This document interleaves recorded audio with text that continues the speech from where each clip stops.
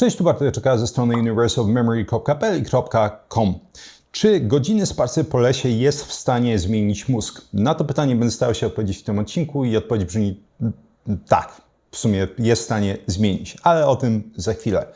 Kwestia natomiast wydaje mi się o tyle ważna, że w dzisiejszych takich bardzo mocno zaganianych czasach, kiedy każdy jest zajęty, życie jest pełne różnego rodzaju wyzwań, pierwsza reakcja to jest tabletki jakieś suplementy, może jakieś ziółka, czasami leki, coś, żeby się wyciszyć. I oczywiście nie mówię, że to podejście jest złe. Wydaje mi się, że każde podejście, łącznie z farmakoterapią, ma miejsce w przypadku jakiegoś tam pacjenta, natomiast fajnie jest, wydaje mi się, podchodzić do tego tak naturalnie, jeśli tylko jest oczywiście na to szansa. I kontakt z naturą jest jednym z takich, moim zdaniem, najciekawszych interwencji, jeśli chodzi o wyciszanie się, łagodzenie poziomu stresu. Japonia jest świetnym przykładem tego. Na pewno wielu z Was słyszało o tak zwanych kąpielach leśnych i termin zapoczątkował się, w Japonii się to nazywa Shinrin-yoku. Termin został zapoczątkowany w 1982 roku przez Agencję Leśną w Japonii, żeby podkreślić właśnie taką interwencję, że idziemy do tego lasu, staramy się po prostu chłonąć ten cały mikroklimat, dźwięki, wszystkie wrażenia, również wizualne, wyciszyć się. I rzeczywiście wiemy z różnego rodzaju badań, że to działa. To wprawdzie temat na osobny odcinek, ale mamy notabene wiele badań, które po prostu były przeprowadzone na dłuższym okresie czasu, które pokazują, że są dosyć wyraźne różnice między mózgami osób, które przebywają w zieleni, a osobami, które w tej zieleni nie przebywają, bardziej takimi mieszczuchami po prostu. Kłopot natomiast, jeśli chodzi o takie badania, polega na jednym. Tam praktycznie w dłuższym okresie czasu nie da rady w żaden sposób odseparować kontaktu z zielenią z czynnikami zakłócającymi, czyli choćby większą ilością ruchu. Starają się oczywiście naukowcy przeprowadzać eksperymenty, gdzie to rozgraniczenie jest dosyć jasne, natomiast zawsze przy takich eksperymentach trwających długi czas pozostaje jakaś tam nutka wątpliwości, czy to nie jest wpływ czegoś innego. Właśnie dlatego takie eksperymenty, które trwają krótszy czas, i właśnie o takim badaniu będę mówił, czy właściwie dwóch badaniach w tym odcinku, są ciekawe. Bo jeśli jesteśmy w stanie w tak krótkim okresie czasu zaobserwować zmiany w mózgu, to jest bardzo duża szansa, że w tych badaniach trwających wiele lat te efekty rzeczywiście będą wynikały bezpośrednio z kontaktu z zielenią. Sam temat oczywiście tego, jak zieleń, jak natura będzie wpływać dokładnie na nie tylko ludzki mózg, ale ludzki organizm, jest fascynujący. Mam nadzieję, że kiedyś będzie osobny odcinek na ten temat. Ale jeśli interesuje Cię ten temat, to jest filmik, który stworzyłem a propos efektu tak zwanego red edge, czyli czerwonego brzegu, gdzie opisywałem, że generalnie zieleń, natura ma to do siebie, że będzie działać jak reflektory podczerwieni. To nie jest przejęzyczenie.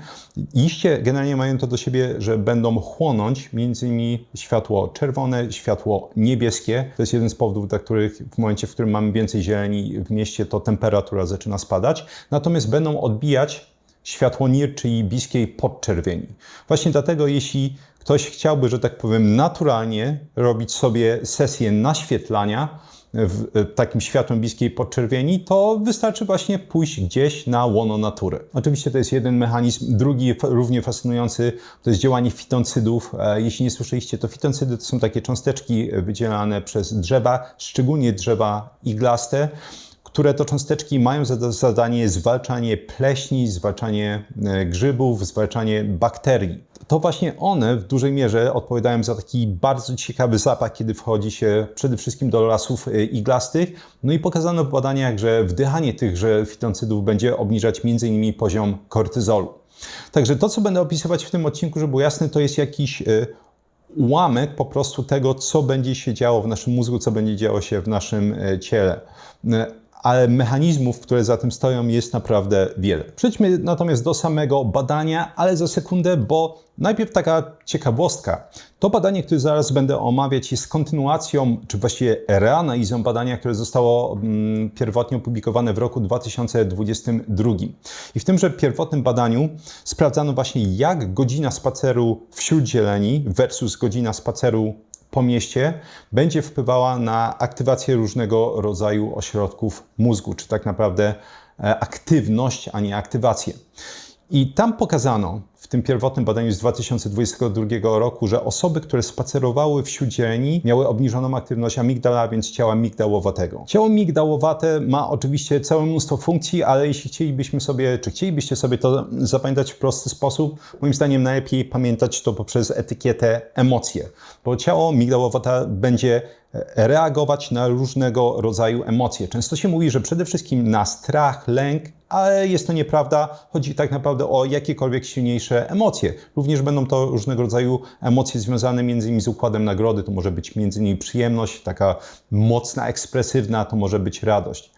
I ciało migdałowate jest w stanie aktywować tą reakcję walki lub ucieczki, a więc innymi słowy reakcję układu współczulnego. Dzięki niemu jesteśmy w stanie m.in. odczytywać czyjeś emocje, będziemy tworzyć warunkowanie strachu, czyli reagowanie, a więc łączenie różnego rodzaju czynników kontekstu z reakcją, która będzie powodować strach. Będzie również nalepiać etykiety na wspomnienia różnego rodzaju, czyli jeśli mamy na przykład jakąś reakcję lękową, czy będziemy odczuwać dużą radość, poniekąd można powiedzieć, że ciało migdałowate będzie walić etykiety. To jest ważne. To chcemy zachować w głowie. Oczywiście tych funkcji jest dużo więcej, natomiast z punktu widzenia tego filmiku to, co musisz zapamiętać, to jest aktywacja tej reakcji stresowej, tak? Czyli reakcji walki i ucieczki. Czyli to, co pokazano w badaniu pierwotnym, że po godzinie takiego spaceru wśród zieleni ciało migdałowate było mniej aktywne, innymi słowy człowiek był bardziej wyciszony. I żeby było jasne, jest to absolutnie spójne z dziesiątkami różnego rodzaju badań. Ja wspominałem właśnie między innymi o fitoncydach, że wiemy, że wdychanie ich będzie w stanie obniżać kortyzol. Wiemy, że kontakt między innymi ze światłem podczerwonym będzie w stanie długofalowo obniżać reakcję stresową. Mamy różnego rodzaju badania nawet, że puszczanie dźwięków natury jest w stanie obniżać rozmiar reakcji stresowej. Innymi słowy, pokazano tylko, że to, co widać w skali globalnej, czyli obniżenie poziomu stresu, będzie w skali takiej bardziej mikro, czyli w mózgu, regulowane m.in. obniżeniem aktywności ciała migdałowatego. Przejdźmy teraz do samego badania. Jak mówiłem, to badanie jest poniekąd reanalizą tego pierwotnego badania z 2022 roku i zostało opublikowane 2 lata później. Natomiast jak wyglądał sam eksperyment? Zgromadzono 60 osób, z czego 29 to były kobiety, 31 z tych osób to byli mężczyźni. Średnia wieku to było około 27 lat. Chociaż rozrzut był od 18 do 47 lat, żadna z osób nie miała rozpoznanych zaburzeń neurologicznych. Badanych losowo przydzielono do 2 grup. Pierwsza grupa odbyła godzinny spacer po lesie Grunwald w Berlinie. Trasę prowadziła przez teren bez zabudowań i bez hałasu ulicznego. Druga grupa spacerowała przez godzinę po Schlossstraße, ruchliwej ulicy z samochodami, sklepami, galeriami handlowymi i stacjami metra. Przed spacerem oraz bezpośrednio po nim wykonano rezonans magnetyczny mózgu, zastosowano obrazowanie o wysokiej rozdzielczości, pozwalające oszacować objętość poszczególnych części hipokampa. Uczestnicy szli samotnie, nie mogli korzystać z własnych telefonów ani wchodzić do sklepów. Ich położenie kontrolowano za pomocą GPS. Co ważne, obie grupy przeszły podobny dystans i poruszały się z podobną prędkością. W lesie średnio 4,53 km na godzinę, w mieście średnio 4,75 km na godzinę.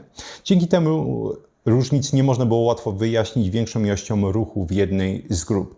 Innymi słowy, starano się kontrolować na tyle, na ile można wpływ różnego rodzaju czynników zakłócających, aby z dosyć dużą dozą pewności powiedzieć, że jeśli zauważymy jakąś różnicę właśnie w jakimś rejonie hipokampu, to będzie to spowodowane przede wszystkim kontaktem z naturą. Co zauważono w badaniu rezonansem magnetycznym właśnie po takim spacerze? Zauważono, że obustronnie zwiększyła się objętość obszaru w hipokampie, który nazywa się subiculum. Subiculum, jeśli chodzi o polski, to jest podkładka, tak nazywa się ten obszar w hipokampie i hipokamp w większości, bardzo słusznie oczywiście, powinien być kojarzony z orientacją przestrzenną, powinien być kojarzony z pamięcią, również z emocjami, różnego rodzaju integracjami, między innymi kontekstualnymi. Opisywałem już jako ciekawostkę w innych odcinkach, że w momencie, w którym ktoś zaczyna cierpieć na demencję, to bardzo często pierwszym obszarem mózgu, czy jednym z pierwszych obszarów obszarów mózgu, który ulega degradacji, atrofii, jest właśnie hipokamp. Właśnie dlatego takie osoby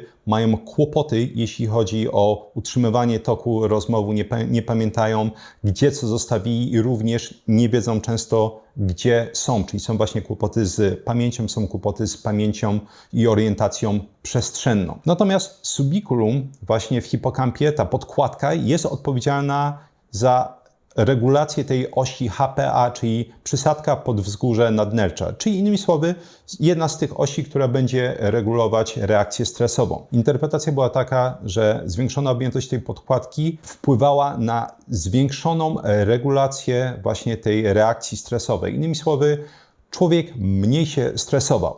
Innymi słowy, to było inne spojrzenie na te wszystkie mechanizmy, które opisywaliśmy wcześniej. Czyli wspominałem m.in., że była zmniejszona aktywność ciała migdałowatego w badaniu pierwotnym, a tutaj pokazano z kolei właśnie, że objętość tej podkładki wpływała na tą reakcję stresową poprzez właśnie zwiększoną kontrolę nad reakcją stresową. Warto pamiętać, że właśnie jeśli chodzi o rezonans magnetyczny, wiemy z innych badań, że te zmiany mogą wystąpić dosyć szybko. Mieliśmy takie badanie, gdzie na przykład 263 sekundy takiego ćwiczenia wzrokowego spowodowało właśnie zmiany w korze wzrokowej. Czyli innymi słowy wystarczyły 4 minuty z haczykiem, żeby zaobserwować już zmiany.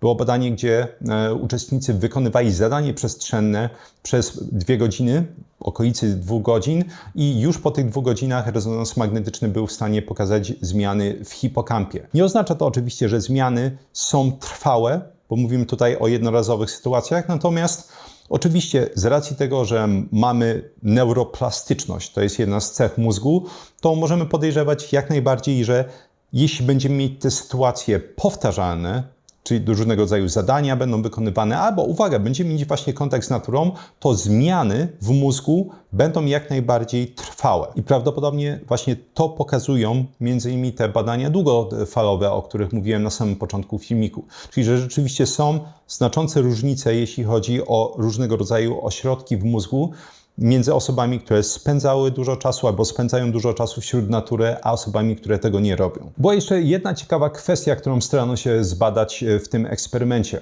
Mianowicie, czy był wpływ potencjalnie zwiększenia tej objętości, czy zmiany objętości podkładki, czyli subiculum w hipokampie na ruminację. Ruminacje to są te różnego rodzaju powtarzające się niechciane myśli, czyli innymi słowy mamy coś w głowie, co nas męczy i mielimy to w kółko, aż po prostu człowiek się czuje naprawdę wymęczony tym psychicznie. I mimo, że nie wykazano specjalnie średnio różnicy, jeśli chodzi o poziom czy natężenie ruminacji między 2 tymi grupami, czyli która miała kontakt z naturą i tą, która nie miała, to pokazano, że u osób, u których był największy wzrost objętości podkładki, poziom ruminacji się zmniejszył. Oczywiście to zawsze w momencie, w którym czyta się badanie, dla mnie rodzi różnego rodzaju fajne spekulacje, tak? Czyli innymi słowy, być może są osoby, które są takimi hiperresponderami, czyli super reagują na kontakt z naturą i u nich te efekty są jeszcze lepsze, jeśli chodzi o kontakt z naturą. Czemu u nich są lepsze? Nie wiem, być może genetyka, być może są to osoby, które wcześniej nie miały prawie żadnego kontaktu długi czas z naturą i właśnie dlatego u nich był taki efekt. Nikt tak naprawdę tego nie wie, na pewno nie przynajmniej na podstawie tego badania, ale są to fajne kwestie do, właśnie, mielenia w głowie. Tyle z mojej strony. Dzięki jak zawsze za obejrzenie tego odcinka, za siedzenie ze mną te paręnaście minut. Dajcie mi znać, jakie są Wasze doświadczenia, jeśli chodzi o kontakt z naturą. Czy na przykład zauważyliście, że rzeczywiście człowiek się wycisza, jest mniej tych różnego rodzaju natrętnych myśli, czy może nie ma specjalnej różnicy. Ja osobiście uwielbiam, nawet zauważyłem, że większa ilość roślin dookoła jest w stanie w domu bardzo pozytywnie wpływać na ogólnie umysł. Tak, człowiek jest jakby taki bardziej wyluzowany, zrelaksowany. Czekam na Was w sekcji komentarzy. Jeśli macie jakieś pytania również niepowiązane z tym odcinkiem, postaram się na nie odpowiedzieć w ramach tego mojego mini dyżuru w tej sekcji na tyle, na ile mi czas pozwala. Klasycznie polecam wszystkie swoje flagowe kursy Vocabulary Labs, laboratorium językowe, gdzie pokazuję, jak nauczyć się dowolnego języka z dowolnej rodziny języków, to jako część tej mojej drugiej działalności. Kurs Kuźnia Ekspertów, gdzie pokazuję, jak opanować dowolną dziedzinę od A do Z, jak skutecznie przyswajać informacje z dowolnej dziedziny, jak skutecznie je zapamiętywać, tworzyć głębokie zrozumienie, wdrażać suche informacje w praktykę oraz z działki mniej jako trychologa kosmetycznego kursu Jeden włos za daleko, gdzie pokazuję z kolei, jak zatrzymać i odwracać łysienie androgenowe zarówno u pań, jak i u panów, jak diagnozować telogenowe wypadanie włosów, ten stan, kiedy włosy wypadają garściami i tym samym go powstrzymać. W pierwszym komentarzu pod filmikiem 3 piosenki rockowe, aby miło spędzić czas również po wysłuchaniu odcinka. Jest tam również link do ostatniego artykułu o poprawie pamięci, o myśleniu na mojej polskiej stronie. Również link do newslettera. We wtorki wysyłam zawsze duży newsletter z badaniami dotyczącymi m.in. pamięci, myślenia oraz oczywiście pogranicza dietetyki i medycyny.